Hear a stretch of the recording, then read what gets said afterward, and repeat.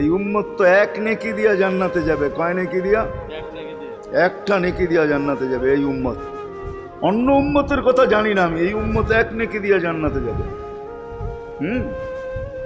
নবীর একটা আদর্শের কারণে জান্নাতে যাবে। সিরত মানি আদর্শ, আর এটা আমরা কদমে কদমে মুহতাজ।